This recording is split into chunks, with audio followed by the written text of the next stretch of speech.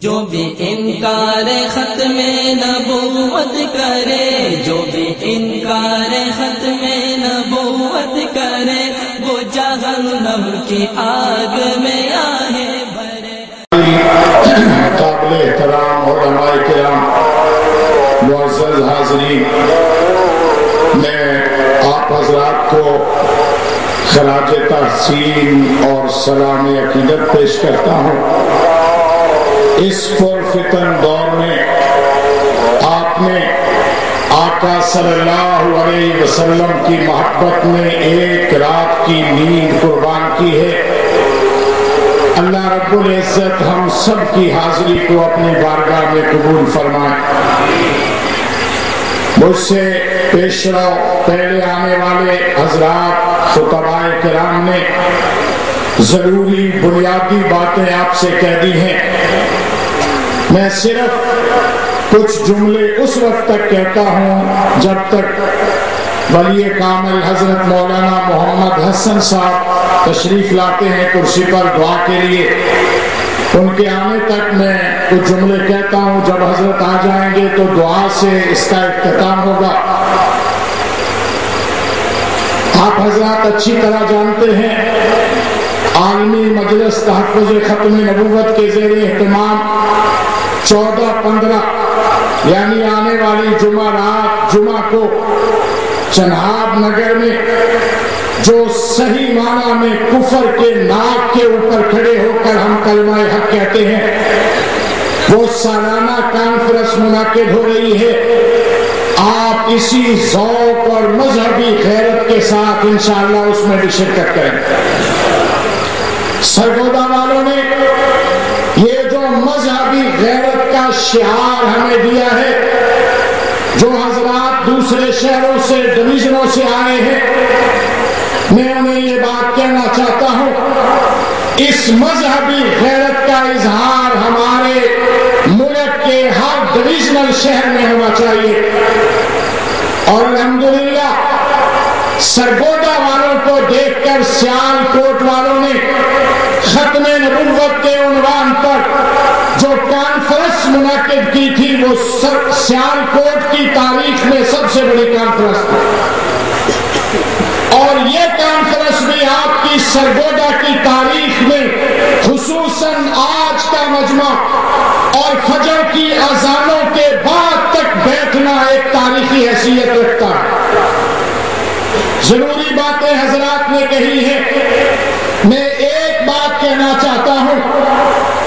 بعض لوگوں کے عوام کے ذہنوں میں اور بعض خواص کے ذہنوں میں بھی یہ بات ہے کہ ہم نے ختم نبوت کا مسئلہ لوگوں کو سمجھا دیا، بات واضح کر دی، لیکن ایسا نہیں۔ ختم نبوت کا مسئلہ صرف ہمارے آقا صلی اللہ علیہ وسلم کی ذات تک محدود نہیں ہے کہ ہم یہ کہیں اور سمجھیں کہ ہمارے آقا سید الاولین والآخرین، امام الانبیاء والمرسلین، حضرت محمد مصطفیٰ احمد مجتبیٰ صلی اللہ علیہ وسلم آخری نبی تھے۔ ان کے بعد کوئی نبی بحیثیت نبی کے قیامت تک نہیں آئے گا۔ اس پر ختم نبوت کی بات ختم نہیں ہوتی بلکہ اس سے شروع ہوتی۔ جو آگے بنیادی بات ہے وہ یہ ہے کہ ہمارے آقا جو تعلیمات جو دین کامل و اکمل لے کر آئے ہیں، وہ تعلیمات باقی سارے دینوں کی تعلیمات کی خاتم ہے۔ اب قیامت تک کوئی نیا دین، کوئی نیا مسئلہ نہیں آئے گا۔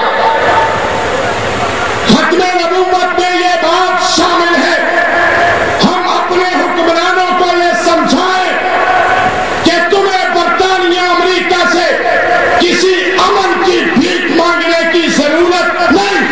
دنیا کا سب سے بڑا اور مکمل امن ہمارے آقا کی تعلیمات میں موجود ہے۔ ہم بات ختم نبوت کی کرتے ہیں، ٹارگٹ پہ صرف مرزائیوں پہ رکھتے ہیں۔ ہمیں انہیں بھی ٹارگٹ پہ رکھنا ہے جو مرزائیوں کی زبان بولتے ہیں۔ مرزا قادیانی برطانیہ کا ٹاؤٹ بن کے آیا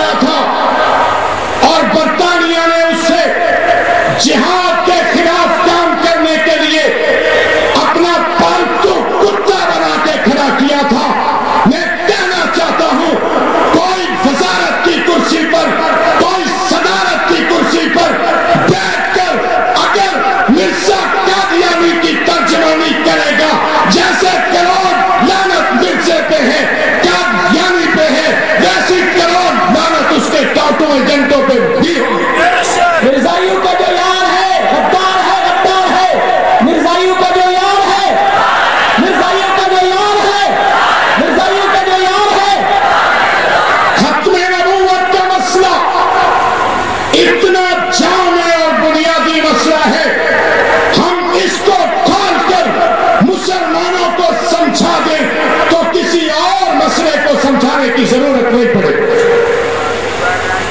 ہماری اسمبلیوں میں, ہماری عدالتوں میں جو کافروں کے, انگریزوں کے بنائے ہوئے ضابطے موجود ہیں, یہ بھی ختم نبوت کی مخالفت ہے. ہمارے آقا جو نظام لائے, خلفائے راشدین نے ہمارے آقا سے جو عقیدت و محبت سے لیا, اور مرزائی کس کس بات کا, ہمارے کس شعار اور عزت کا مذاق اڑاتے ہیں. مرزائیوں نے 7 سالہ جشن منایا, جشن خلافت. انہوں نے کہا مرزا مردود کے جہنم واصل ہونے سے لے کر ہماری خلافت کا 100 سال پورا ہو چکا. بغیر تو تم انہیں خلافت کا دور کہتے ہو. خلفاء وہ تھے جنہوں نے 30 سال میں دنیا کے اکثر حصے پہ اسلام کا پرچم لہرا دیا تھا.